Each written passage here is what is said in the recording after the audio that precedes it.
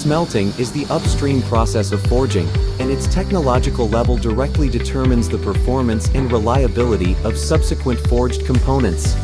Through precise composition control, impurity removal, and advanced processes such as vacuum refining, high-quality metal billets can be provided for forging.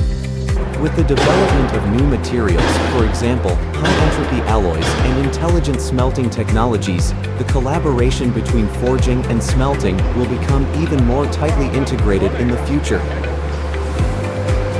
Forging is a processing method that uses forging machinery to apply pressure to metal blanks to produce plastic deformation to obtain forgings with certain mechanical properties, certain shapes and sizes, and is one of the two major components of forging and stamping.